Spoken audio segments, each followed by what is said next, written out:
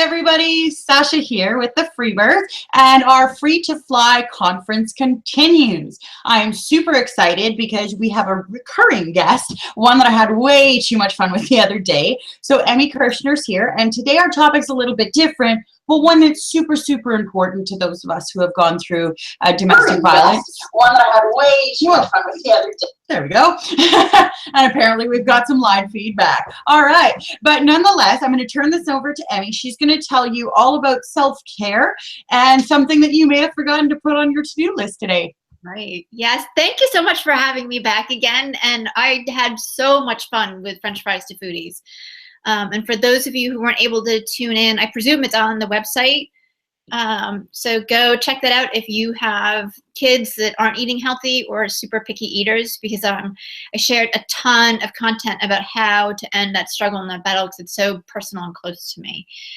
And the other topic that is so, so important to me is self-care for women, particularly. I think guys are much, much better at it than women. They'll be like, yeah, I'm just gonna watch the game. You know, it doesn't matter that the laundry's not done and the kids are running around and blah, blah, blah, blah, blah. And it's something that we don't think about at all, like really taking care of ourselves. And it not only affects our success, whether you're in business, a stay-at-home mom, Fortune 500 CEO, or anywhere in between, it really affects who we are, and it can create health problems too. And part of that is because we're not operating from a place of I. It's really about everybody else. And if you think about it, we're taking care of our kids, we're taking care of our businesses, we're probably taking care of some of the people we work with. We're taking care of our parents in many cases. And with our parents in particular, it's like we're still, even if there's outside help, we're still responsible for up to 85% of their care. That's a lot. That's a lot. And it affects our ability to lead as well. And when we're standing in a place of I, when we're prioritizing what we need first, women are far more successful. And I mean, in general, we're better leaders anyways, but personal opinion, but some of the studies that are coming out are showing that too, that a sustainable model of true leadership is the feminine model, because we're looking outside of ourselves and we're empowering other people, and we're more accepting, and we don't have our egos kind of in our hands trying to be competitive that way. But from an illness standpoint, we're exhausted, we're stressed out. Women have an extremely high rate of heart disease, more than men. And one of the things I was reading is that there was a study done recently, and from like the 70s until now, we are less happy. We're less satisfied. And that's scary to me, because we have so many opportunities now and so many ways to be able to enjoy ourselves. So it's really up to us. It's really, really up to us. And before I go too much further, I think I'd like to share just kind of my background and a little bit about what I do, just so that you know that, like, I've experienced wherever you are, I've been there. And I've experienced all types of different things. So the work I do is as a health or nutrition mindset and lifestyle coach. And I work with entrepreneurs and executives, mostly women, and I show them how their relationship with food and their stress level is affecting them achieving the next level of success in their business. And part of that is to help create self-care for them, so that they're really, standing in their own space and conscious about not only what they're eating, but what they're choosing to live. And I love what I do. And it's been a ton of fun. My journey to get there, though, included my son, who at a year had really significant digestive issues, and the doctors had absolutely no clue what to do, even with all the tests that they ran. And then the last pediatric gastroenterologist was like, you know what, we have no idea. Give him some more olive oil so he doesn't lose any more weight, and see you later. So I had to figure that out. And it was really my first experience with how healing food can be. But in that time period of being really crazy about, oh my God, my kid's so sick, I learned so much not only about that. I started to look at where my behaviors needed to be shifted so I could mirror or be the leader that I wanted to be for my kids. And that all kind of came to a sudden halt, because I'd love to say that once I had figured all of that out, that life was just peach keen and happy, and then I became a coach, and it's not. I went through a divorce that, while it was not the most horrific divorce that has ever happened on the planet, for me it was extremely painful. And coming to that place where I had made a vow to somebody that I could no longer keep was not only really difficult, I was really scared because I had no idea what I was going to do. And I was in a place, my kids were 5 and 7. I have 2 boys. They're teenagers now. But I was in a place one night where I wasn't sleeping. I've been sleeping like 2 or 3 hours a night because I was so stressed out. I really didn't have a career that I was into that was able to support me. I was in a house that I couldn't afford. He had moved out. There was all the normal emotional stuff with that. And I remember sitting in this chair in my living room, and I was so tired and I had to pee, and I couldn't get up to pee. Like, I sat there for another half an hour and was just like, and I had been really sick that year too. I had had something like 5 sinus infections in 4 years, or in 4 months, excuse me, in 4 years. That'd be not so, yeah. But I was out of antibiotics. I was exhausted. I was stressed. And again, it was that place where I was like, things have got to change. Like, I am not doing it this way, because for me, life is about having fun. So I decided in that moment to start making changes and to really look at how I was treating myself, because I wanted to raise my kids not only to be very respectful of women, but to value women as leaders. And that wasn't going to happen if I was going to be up at 2 o'clock in the morning pacing the house, or so tired that all I could do was sit in a chair. So from that, self-care has been one of my big things, because there's so many ways that we can do it, and it ties into so many places. It not only in our lives, but from a nutrition standpoint, from the way you're thinking, and then the rituals that you keep as well. So just amazing. I think it's an amazing topic. Absolutely. And I'm right there. I'm actually a really huge advocate for self-care. And a lot of us domestic violence survivors are, because that's one of the things that you learn as a domestic violence survivor, is as somebody who's trying to get out of a situation like that, that self-care is imperative to empower you to be able to take those steps. Now, from your experience, why do you think that self-care is so critical to succeeding both in life and in business? Because if you're not taking care of yourself, and very simply, if you're not taking care of yourself, then you can't take care of other people. We have it backwards. Really, like, we're so busy taking care of everybody else and not ourselves, and we think we're doing a great job. And it's funny, I just got back from a client, and she and I were talking about this, and she said she's in a place now where for a long time, she thought she had to, give to everybody, and take care of everybody. And she said, it felt like my energy was being sucked out of me. And she said, I'm in a place now where I'm able to stop myself. And she said, I can choose. And when I choose, I'm actually giving in a whole different capacity. And it feels really good, and I'm energized by it, with boundaries. So. Awesome. So you also feel that it's also very energizing. Never mind the fact that, of course, it's critical, but you feel even just taking a more positive step towards implementing these techniques, it's going to also be very uplifting. Right. Well, and there's a difference between, I got to drive Johnny to soccer, and then I need to go call mom because she had, whatever doctor's appointment, and then I need to go do this, and then I've got to go pay the bills. My coworker's having an issue because they're whatever, blah, blah, blah. And by the way, my business has this deadline.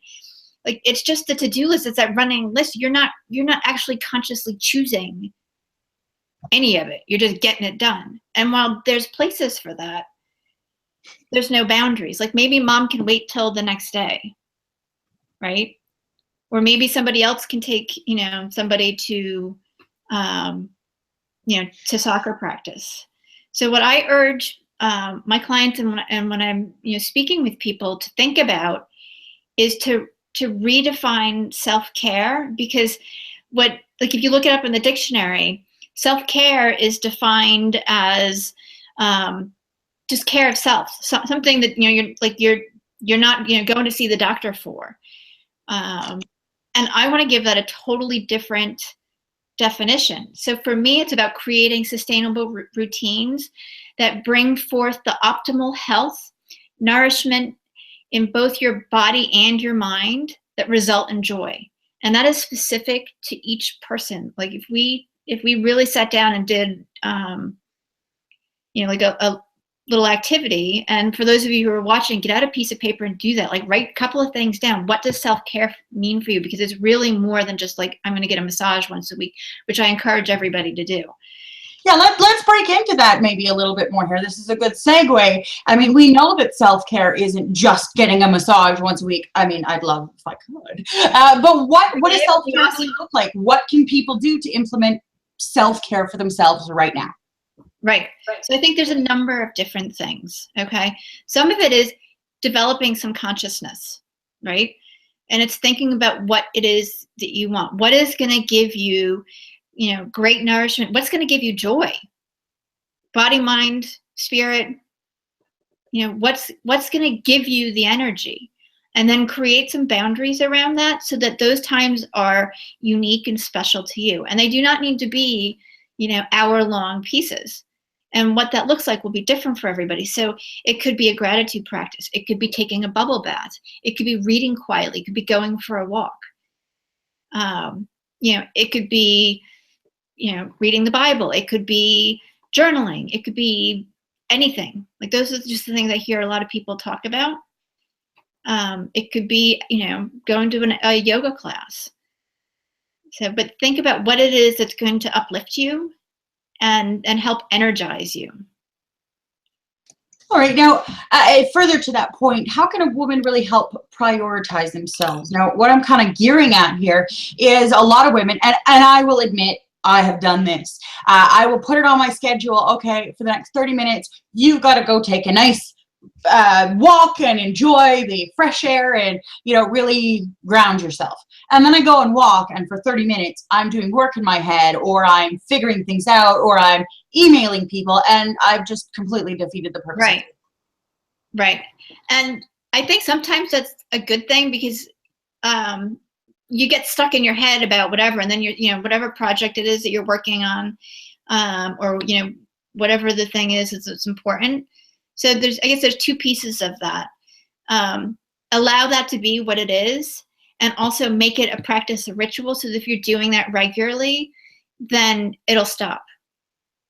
Like, we've got so much going on. So the first week, let's say, that you implement a new routine or a new ritual, or it's like learning to meditate almost, right?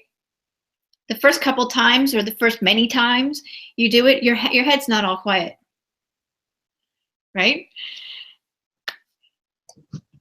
Yeah, I have to say that one's true. It's a practice. You have to learn to, so you may even want to take a few minutes, like 2 minutes before you go for the walk. Be like, all right, I'm leaving the day behind me. I'm leaving, the job behind me. And this is my time to just breathe. And just to be me and shut the brain off. Because even like with our eating, as I think I've said with you before, is we're so busy that we look at food as something to just do on the way to something else. And while we're on our way to something else, we never actually transition or shut that day down, right? Or shut that task down. It's just like, all right, I got it done. Let's go on to something else. And you know what? And that's absolutely true. And people definitely do that. I mean, you're a mom, and I know that we talked about the mom aspect, and you're absolutely fantastic. You've got so much on the go. How do you manage caring for yourself while you're also juggling your children, your work, everything else? How are you supposed to fit that in when your primary function is supporting everybody around you? Right. So the way I look at both my business and my kids is that my job is to be a leader. And if I don't lead my kids, and that's what I said to you before, then they're not going to take care of themselves, even though they're boys, and they're definitely much better at it. But from a habit place, from a ritual place, some of the things that I do and I advocate are having a morning and evening routine. And it does not need to be, again, this huge, thing. But from a standpoint of, if you are waking up and you're hitting the floor running and you're already feeling behind, your stress level is way up here. And that's going to affect the rest of your day. So even if you have to get up 15 minutes earlier, do something quiet for a few minutes. Allow yourself to ease into the day. Allow yourself that time to, just gather your thoughts and think about what is your top priorities. The most successful people have very solid rituals in the morning. Okay. And it could be anything from, meditation, exercise, going for a walk, morning pages, journaling, writing creation statements or success statements, whatever it is that works for you, sitting quietly with a cup of coffee. So what's important is making that time available for you. Tony Robbins calls it the power hour, or he has one for 15 minutes too, the Thrive, and it's really important. So, awesome. Well, we leading to this, we actually got a question while we were having a chat. I know, I love questions. So one of our viewers, by the name of Rachel, is asking whether or not self-care has to rest fully on each individual, or if you ever have to use someone as a buffer, or if you work it into kind of a group scenario. So is it okay to have to lean on someone sometimes so that you take time for yourself? Yeah. Have an accountability partner.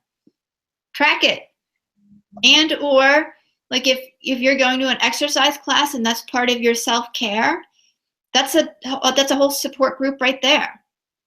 And I think one of the things that I love to do, particularly with my kids, is like, all right, I am doing this, because sometimes they're not on board with some of my goofy Emi stuff. But I'm like, all right, I'm going to be doing this, and I really appreciate for you to support me. I'm not asking you to do it with me. So, and people want to support other people 99% of the time. So ask for the support as well. So is that helpful for Rachel? I want to make sure that I really targeted her question. So if she has anything else. Oh, yes, apparently she says that was very helpful. Thank you. Yay. So, and I think that's actually a good point, because self-care doesn't necessarily have to be a solo project either. Sometimes you need the cooperation of others around you. Now, this actually is going to lead me to a question, because my burning mind wants to know. So being in a domestic violence survivor situation, or, being in the middle of a situation of domestic abuse of any sort, can be very, very trying. One of the things about abusers is they don't necessarily let you do things like self-care. So it becomes a completely different problem. How do you figure it would be easiest to approach someone who's a little bit more resistant to the idea of self-care? I would start very, very slowly. Okay. So, and this is where we set ourselves up for self-sabotage all the time. We decide to overhaul the entire experience we're having, or routine or anything else. So start with 5 minutes. Okay. And you don't even have to share it with anybody. Right? It could be just something that you do in private that's just for you. And I think the other piece of that is to come into a place of understanding that you really deserve it. Okay? I think particularly with domestic violence and any type of abuse, somebody who has experienced that is not giving themselves enough credit. They're not recognizing how exceptional they really are.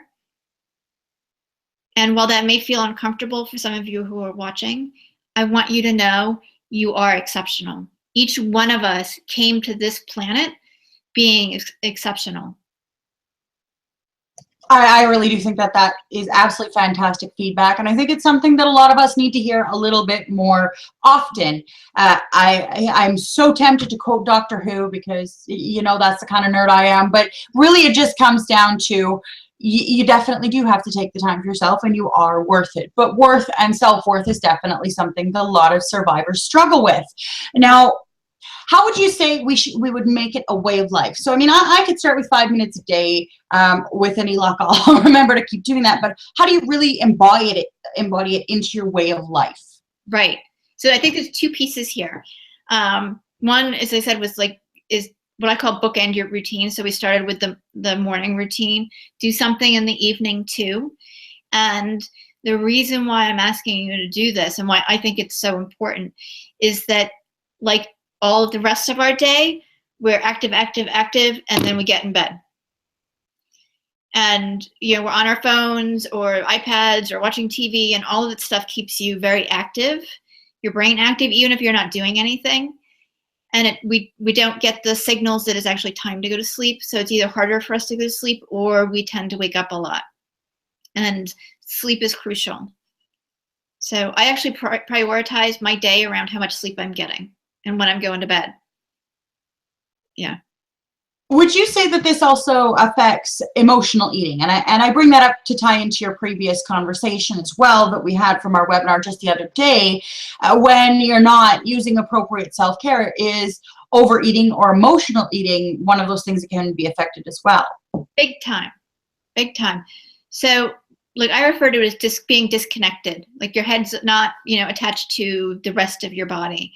And I'll share a great client example with you because I think this is so perfect. We had been working on her emotional eating, where she wasn't even aware of how much she was eating. She was eating, and she knew she wasn't hungry, you know, through our work together.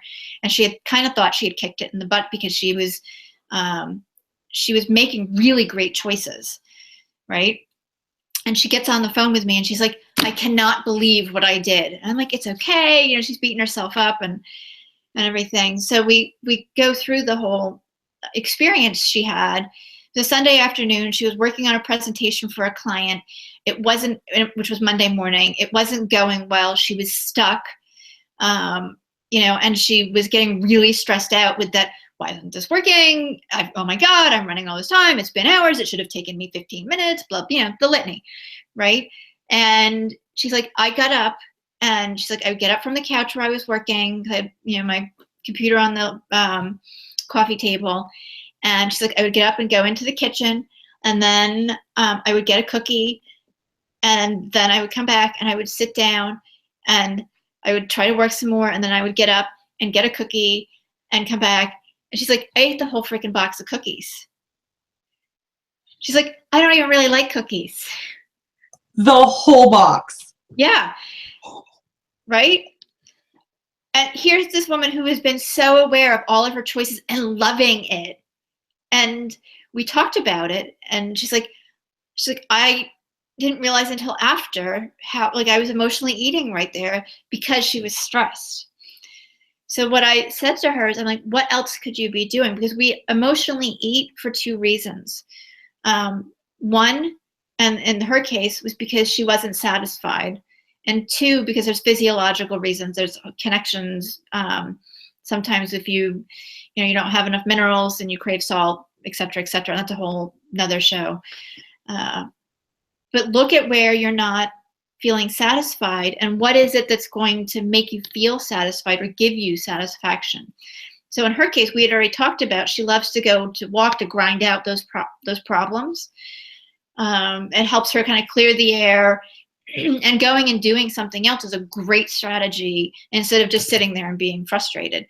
And I said, well, what could you have done? You know, what would have helped your stress level right then and there? And she's like, oh my God, I should have gone for a walk. So look at some of those. You know, for those of you who are listening right now, you know, I'm sharing this strategy with you, and I'm sure it's clicking for a lot of you. Be kind to yourself, because it takes time to implement these things. You know, it takes time to make the practice work all of the time. Absolutely. And you know what? It's also going to be a little bit different for everybody. So you have to find what works for Right. you. Now, Rachel actually chimed in again here, and Yay. she's wondering how you would approach someone that feels guilty about taking time for themselves. Let's say I'm me and I don't like to take time for myself and therefore think that nobody else on the planet should take time for themselves. So How do many you work with someone like that?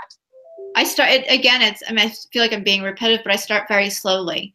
So nobody else is judging you for taking time for yourself. I can just about guarantee that when you have clear boundaries and you're saying, you know what, I need to take 5 minutes and just do this for me, everybody else that is around you and your support system is going to be like, hurrah! Because it makes you really strong. So some of it is coming into that deserved place, okay, where you are exceptional. You are worthy of everything that you want. So you may want to try writing some affirmations and sticking them, in the car, in your bathroom, by your bed. Because what I see too is, we have these great affirmations and they end up not working because we don't believe them. And when you're accepting a new concept, a new way of believing, and the guilt is a belief. I don't deserve is a belief. So when you're shifting that, sometimes you have to do some brain training. Okay. Awesome. So self-care can really lead to a stronger sense of self-worth, right? Yes. Yes. Sounds like Rachel's got it figured out now. Great, Rachel. Awesome. But yes, and I really do think it's fantastic that you've taken some time to spend with us today. I know we're nearly wrapped up, but we've had an absolutely fantastic conversation and it's been so much fun. Any last words, Emi, before we finish out here? Yes, a couple of things. I would love to connect with all of you. So 2 pieces there. One, I have a free gift for everybody. I have a new ebook that is out and it's called Piece by Piece, How to Get the Health You've Always Wanted. And in the ebook, I actually go through a number of exercises to help you get clear about what you want. So from a self-care standpoint, those exercises would be fantastic to do. And you can find the ebook on my website, and it's emikirschner.com/piece by piece. And then I can spell my name. It's emikirschner.com/piece by piece. And then connect with me on social media too. I'm on Facebook, I'm on LinkedIn, I'm on Twitter, Instagram, less on Pinterest, Google+, all that stuff. I really want to answer your questions. Yeah. Absolutely. I think that's fantastic. And I will make sure that we post that up somewhere as well on our Twitter feed as well as on our Facebook. So feel free to come follow us. We'll make that available to you. And we thank you so much for joining us today. It has been so great and definitely one of my favorite topics. And for all of you out there watching, thank you for joining us today for our Free to Fly conference, which leads to our fashion show in support of domestic oh goodness gracious, domestic violence survivors. It's a good thing we're wrapping up because apparently I'm getting a little tongue-tied. But thank you everybody, and I hope you have a great day. Thank you.